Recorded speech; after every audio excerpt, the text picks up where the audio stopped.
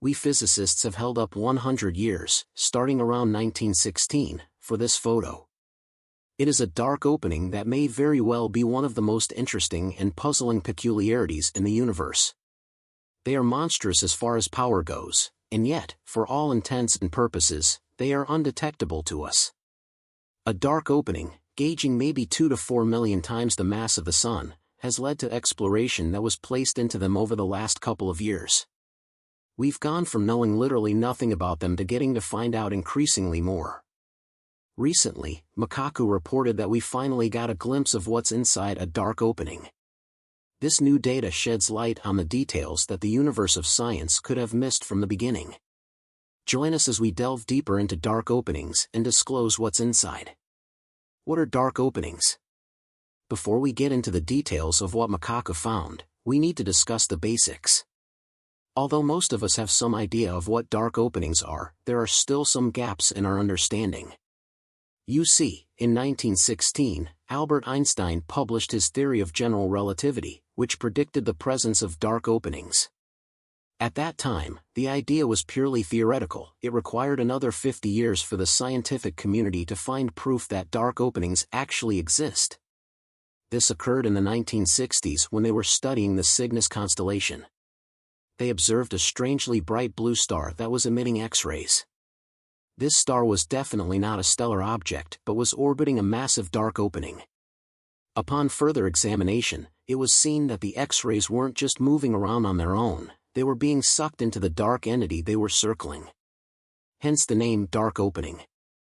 This revelation was huge because it provided evidence that dark openings were not just an invention of Albert Einstein's wild imagination. While that was great, it also meant that there was this astonishing element in space that we urgently needed to learn more about. Scientists from all over the planet got to work on this. The dark opening was named Cygnus X1, and it is located in the Cygnus constellation, around 6,000 light-years from Earth. It was no small discovery. It's multiple times brighter than the Sun and incredibly dense, which gives it a strong gravitational pull. The gravitational force is so intense that not even light can escape it. This is why it is known as a dark opening. The concept of a dark opening is both intriguing and terrifying. It is a region of space where gravity is so strong that nothing, not even light, can escape. Anything that gets too close to a dark opening will be pulled in and gone forever. However, that element of danger makes it even more critical to learn everything there is to know about them. Was this it, or were we just beginning? The answer turned out to be the latter. After the discovery of Cygnus X1, researchers began to look for other dark openings. They found that there might be nearly 100 million dark openings in the Milky Way alone. But since they are incredibly hard to detect, we still don't have a definitive number. However, it seems there are a few million dark openings in the Milky Way, making them even more significant to study. So let's break it down. The fundamental concern with dark openings is always going to be gravity. Their gravitational force is so intense that anything that enters it is compressed into an incredibly small point until it becomes a singularity. In simpler terms, dark openings are like infinite vacuum cleaners that suck everything in. One of the most alarming aspects of the research on dark openings is that if someone were to fall into one, they would end up as a singularity. This process would happen slowly, and the individual would die before the final transformation occurs. So let's just say that nobody should attempt to step into one. But they're everywhere, so can we really be in danger? Despite the fact that the nearest dark opening to Earth is about 500 light-years away, it's still close enough to raise various forms of concern. In 2021, researchers were able to produce the first clear photo of a dark opening, specifically, the M87 dark opening. This dark opening was captured over several nights, and with each photo, the scientists gathered increasingly more evidence about it. They had to stitch the individual photographs together to fill in all the gaps. This way, they were able to determine that there are 3 layers to a dark opening. It's not just one single expanding void of nothingness, as many people believe. Things are much more complicated than that. To even reach the void of a dark opening, you need to get through the first 2 layers. The first layer is known as the event horizon. Once you pass the event horizon, there's no way out, you can only move straight ahead, and you will be pulled into the dark opening. The second layer is the photon sphere, which is the region where light orbits the dark opening. Any light that enters this area will be trapped and cannot escape the black hole's gravity. Finally, we come to the third layer, which is the singularity. This is where everything that enters the dark opening is crushed to an infinitely small point. The singularity is a point in spacetime where the laws of physics, as we know them, break down, and we can't predict what happens next. The density is infinite, and the laws of physics cease to exist. Now, what makes this even more daunting is the fact that each dark opening you study will be entirely different from the last. Sure, they do tend to follow a similar three-layer concept, but how they function could vary immensely. At this point, you might think all we need to do is go back to those telescopes and focus on the main pressing concerns in detail. However, with dark openings, you can't really do that. Researchers can study dark openings indirectly by observing the radiation they emit and the gas and dust surrounding them. Sending a probe inside a dark opening isn't feasible because anything that crosses the event horizon is pulled toward the singularity, where it is compressed to an infinitely small point. So, you can't just spend billions of dollars to get a sample, because the moment the probe gets close enough, it will be pulled in. Pulverized into nothingness due to that obvious issue, researchers are left with no choice except to study these objects in a two-layered manner, even though they are three-layered peculiarities in genuine reality. To make matters even more seriously testing, there are also the two issues of each and every black hole being interesting and the laws of physics as we know them breaking down when we attempt to investigate within. This implies that the traditional methods of scientific inquiry don't actually apply to the study of black holes. However, that doesn't mean that the specialists haven't been occupied. There are lots of different theories and explanations of black holes. Furthermore, with each one, things get more and more interesting. One of the most compelling hypotheses about the formation of black holes is that they are made from collapsing stars. When a star depletes its fuel, it can no longer produce sufficient energy to balance the force of gravity that is constantly pulling inward.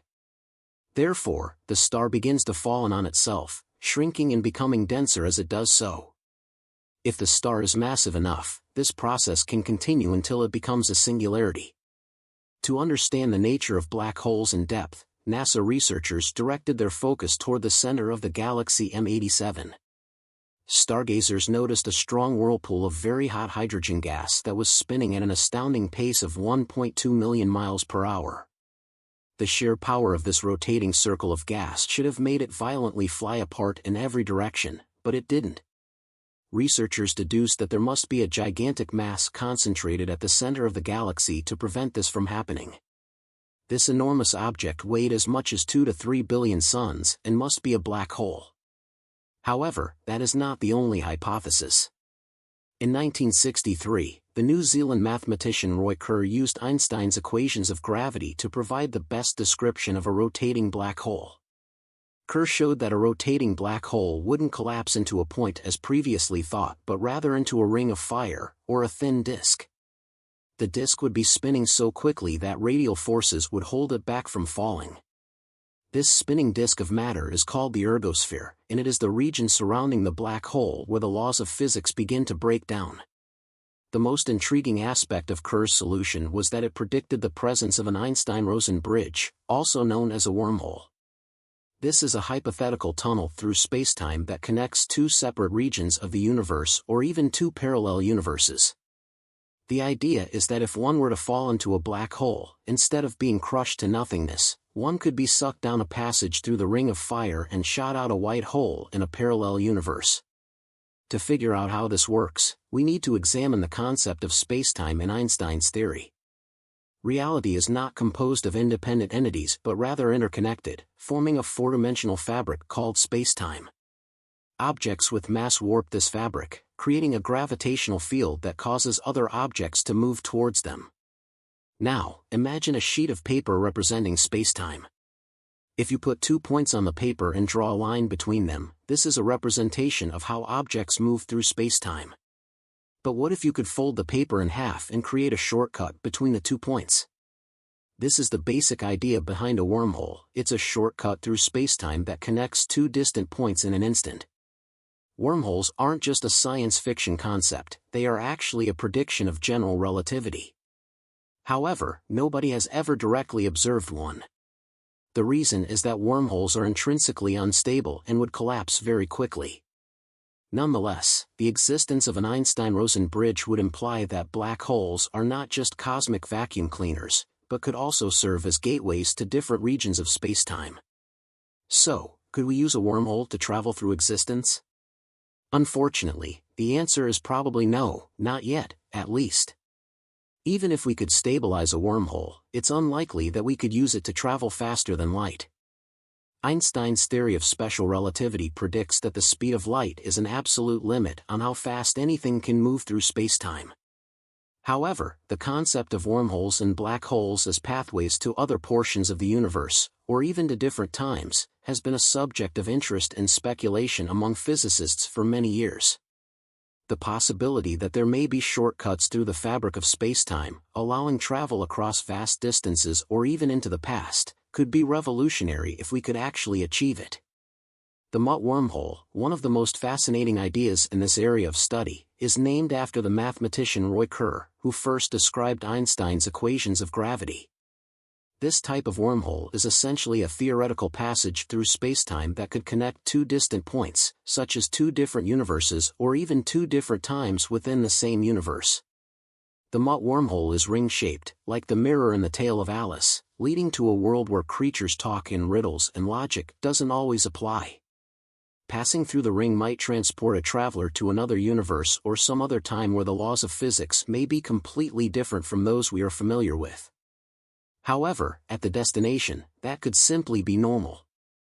While the possibility of wormholes as a means of interstellar travel or time travel is absolutely exhilarating, it is also a topic of discussion and debate among physicists.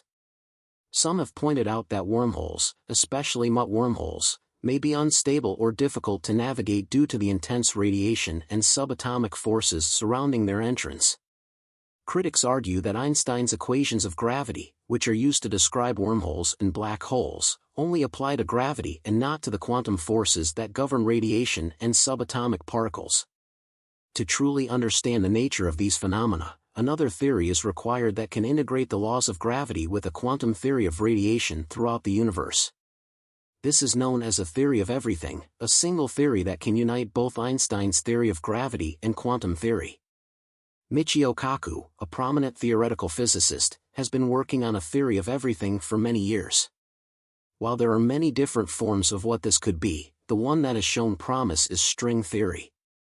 String theory posits that subatomic particles are actually tiny, vibrating strings and that the universe is an orchestra of these strings.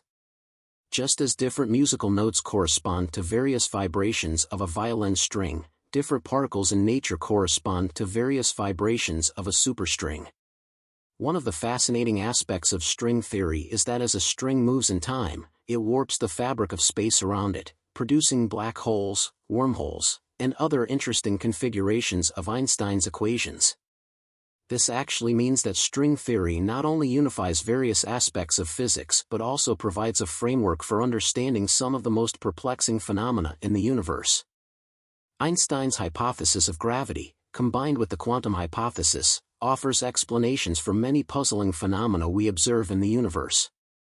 However, the additional dimensions of spacetime required by superstring theory are so small that we cannot directly study them. The most precise measurements we can make in our labs only utilize the 4 dimensions of spacetime that we are familiar with: length, width, depth, and time. So how might we even know that these extra dimensions exist? One possibility is that the additional dimensions are curled up so tightly that they are imperceptible to us. Imagine a piece of paper that has been tightly rolled into a cylinder. If you were an ant walking along the surface of the paper, you might not even notice that the paper is curved. Similarly, the extra dimensions of spacetime in superstring theory could be folded into tiny circles or twists that are invisible to us, yet they influence the behavior of the strings that vibrate within them. Another possibility is that the extra dimensions were more apparent at the beginning of the universe, during the Big Bang.